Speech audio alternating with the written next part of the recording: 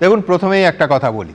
1993 সালের 21শে জুলাই যুব কংগ্রেসের ডাকে মহাকরণ অভিযান কর্মসূচিতে যেভাবে কলকাতার রাজপথ 14 জন যুবকের রক্তে ভিজেছিল, আমরা মনে করি সেই ঘটনা নির্মম, বর্বরোচিত এবং চরম গণতন্ত্র বিরোধী। এখন সেই ঘটনার 33 বছর পর কোন পক্ষের শহীদ দিবস পালনের নৈতিক অধিকার আছে এ নিয়ে তিন পক্ষের দড়ি টানাটানিতে আমাদের কোনো আগ্রহ নেই। শহীদ দিবস পালনে কে সুয়োরানি, কে দুয়োরানি, বাঁদরের পিঠে ভাগের মতো কে মেয়রট পাবে, কে শহীদ মিনার পাবে, সে কূট বিতর্কের সমাধান প্রশাসন করুক আর তারা নিজেরা করুক। আমরা কিন্তু আজ তুলে ধরব একটা নির্লজ্জ মিথ্যাচার। হ্যাঁ, 21শে জুলাই নিয়ে একটা নির্লজ্জ মিথ্যাচার। মজার কথা কি জানেন, আমি নিজে বহুবার ওই 21শে জুলাই ভিক্টোরিয়া হাউসের সামনে তৎকালীন বিরোধী নেত্রী মমতা বন্দ্যোপাধ্যায়ের শহীদ দিবস কভারও করেছি। তখন মমতা বন্দ্যোপাধ্যায় যে কথা কখনো বলতেন না, হঠাৎ গত কয়েক বছর হলো সেই কথা তিনি তার গোটা দল মিলে এক স্বরে বলতে শুরু করলেন। কি সেই কথাটা? কথাটা এই যে মমতা বন্দ্যোপাধ্যায়ের ওই আন্দোলন নাকি ডেকেছিলেন এপিক কার্ড বা সচিত্র ভোটার পরিচয়পত্রের ভিত্তিতে নির্বাচনের দাবিতে। আজ যে সচিত্র পরিচয়পত্রের ভিত্তিতে ভোট হয় সেটা নাকি ওই 21শে জুলাইয়ের আন্দোলনের ফসল। আবার বলছি, এটা সম্পূর্ণ মিথ্যে কথা। কলকাতার রাজপথে ওই ভয়াবহ ঘটনা যারা কভার করেছিলেন এমন বহু সাংবাদিক এখনও কাজ করছেন। আমার এই অফিসের একাধিক সহকর্মীও তার মধ্যে আছেন। আপনারাও যে কোনো কাউকে জিজ্ঞেস করে সত্যিটা জানতে পারেন। আর সত্যিটা কি, সেই সত্যিটা আপনাদের সামনে তুলে ধরব বলে আজ ওই দিন, তার আগের দিন, তার পরের দিন, ওই গোটা সপ্তাহে প্রকাশিত সমস্ত সংবাদপত্র এই অনুষ্ঠানে নিয়ে বসেছি। আনন্দবাজার পত্রিকা আর দ্য টেলিগ্রাফ তো দেখাবই, পাশাপাশি আজকাল, প্রতিদিন, বর্তমান, গণশক্তি, দ্য স্টেটসম্যান সমস্ত কাগজের প্রতিবেদন আপনাদের সামনে তুলে ধরব। আনন্দবাজার পত্রিকা দিয়ে শুরু করি।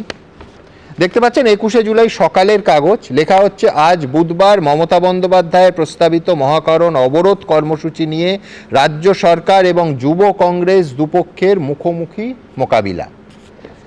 তারপরে লেখা হচ্ছে আইনে কোট আনকোট, এটা হচ্ছে মূল দাবি সেদিনের আন্দোলনের, আইনের শাসন অথবা রাষ্ট্রপতি শাসন এর দাবিতে, অর্থাৎ আইনের শাসন অথবা রাষ্ট্রপতি শাসনের দাবিতে তাদের মহাকরণ অভিযান কর্মসূচি বানচাল করতে রাজ্য সরকার ষড়যন্ত্র করেছেন।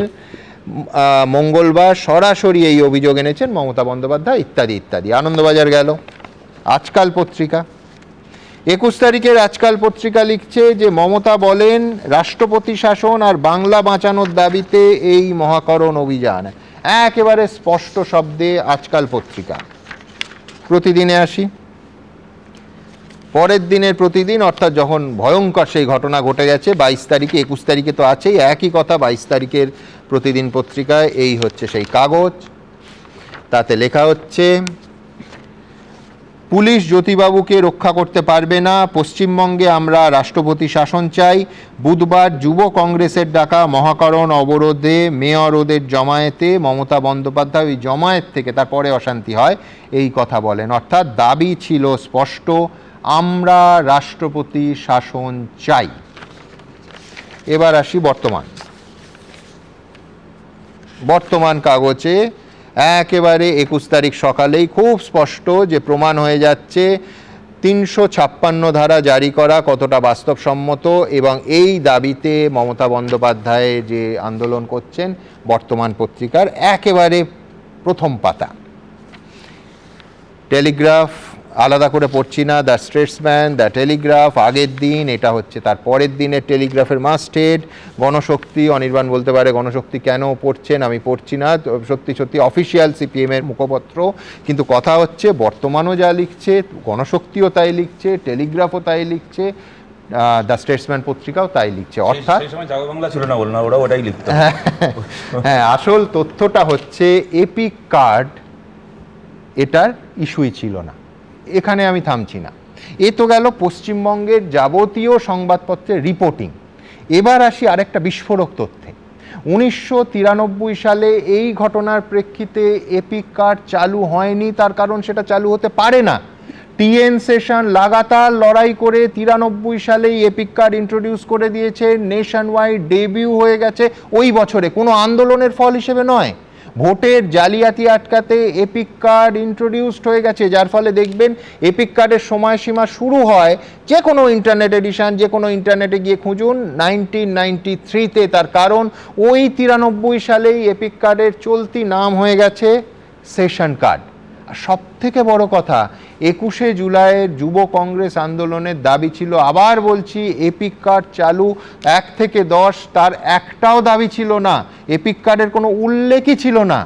মহাকরণ অবরোধ এইটা ছিল কর্মসূচির নাম, এবং তার প্রধান দাবি ছিল কোট আনকোট আইনের শাসন অথবা রাষ্ট্রপতির শাসন। আচ্ছা, এবার আপনাদের বলি এর প্রেক্ষিতটা। 93 সালের 21শে জুলাইয়ের তার আগে 1992 সালের 25শে নভেম্বর একটা দুর্ধর্ষ ব্রিগেড করেছিলেন মমতা বন্দ্যোপাধ্যায়। বিপুল জনজোয়ার হয়েছিল এবং লোকে স্তম্ভিত হয়ে গেছিল যে যুব কংগ্রেস নেত্রী মমতা বন্দ্যোপাধ্যায়ের ডাকে এই ধরনের মানে জনপ্রলয় বলা যায়। আমি বলছি, আবার বলছি, তখনও বা 21শে জুলাই ঘটনা তার আন্দোলনের কারণ হিসেবে কোথাও এপিক কার্ডের কোনো উল্লেখই নেত্রী করেননি, বা তার যেসব ব্যানার, পোস্টার, হোর্ডিং এবং যে লিফলেট ছাপা হয় কোথায় ছিল না। আবার বলছি, তথ্যগতভাবে থাকা সম্ভবই ছিল না। 1993 সালের 7ই জানুয়ারি আরেকটা ঘটনায় পশ্চিমবঙ্গ রীতিমতো কেঁপে উঠেছিল। কেন? এই মূক এবং বধির কিশোরী তার মাকে নিয়ে গিয়ে মহাকরণে মমতা বন্দ্যোপাধ্যায় একেবারে জ্যোতিবাবুর ঘরের সামনে বসে পড়েন, তাকে চুলের মুঠি ধরে মহাকরণ থেকে বের করে দেওয়া হয়। আবার তারিখটা বলছি, 1993 সালের 7ই জানুয়ারি। আর এই বছর 1993 সালের 21শে জুলাই যা হয়েছে সেটা আপনাদের দেখালাম। তার সঙ্গে আবার বলছি, খুব খারাপ ঘটনা ঘটেছিল। এপিক কার্ডের কোনো সামান্য 0.00 ভাগও কোনো সম্পর্কই ছিল না। এপিক কার্ড সম্পূর্ণ অন্য ইস্যু, আর এই 21 তারিখের এজেন্ডা অন্য ইস্যু। অথচ বেশ কয়েক বছর ধরে তৃণমূল কংগ্রেস শুধু এইটাকে সামনে রাখছে। আপনাদের একবার মনে করিয়ে দিই, গত বছর অভিষেক বন্দ্যোপাধ্যায় ওই 21শে জুলাইয়ের মঞ্চ থেকে ঠিক কী বলেছিলেন, দেখুন। আজ থেকে 32 বছর আগে 21শে জুলাই সচিত্র পরিচয়পত্রের দাবিতে 13 জন নিজের প্রাণ দিয়ে ভারতবর্ষের প্রতিটা মানুষের গণতান্ত্রিক অধিকার ফিরিয়ে দিয়েছিল। ওই বছরই মমতা বন্দ্যোপাধ্যায় দাবি নিয়ে কি বলেছিলেন আরেকবার মনে করিয়ে দিই। আর কোনো এজেন্ডার কথা বলেননি, শুধু এপিক কার্ড, যেটা 21শে জুলাইয়ের ইস্যুই ছিল না, থাকা সম্ভবই ছিল না। দেখুন, 21শে July no ID card, no vote, এই আন্দোলন যদি না হতো আজকে আপনারা কেউ ভোটার আইডেন্টিটি কার্ড পেতেন না। কোনো সন্দেহ নেই যে 21শে জুলাই গণতন্ত্রের অত্যন্ত লজ্জার দিন, কিন্তু এই মিথ্যাচারের আদৌ কি কোনো প্রয়োজন ছিল? মমতা বন্দ্যোপাধ্যায় নিজেও তো কয়েক বছর আগে এই দাবি করতেন না। আমি বহু 21শে জুলাই তার বক্তৃতা চেক করে দেখেছি, একবারও এপিক কার্ডের প্রসঙ্গ তুলতেন না। তার কারণ তিনি নিজে অন্তত জানতেন যে এপিক কার্ডটা সেদিন ইস্যুই ছিল না, থাকা সম্ভব ছিল না। বিশ্বনাথ চক্রবর্তীর কি মনে হয়?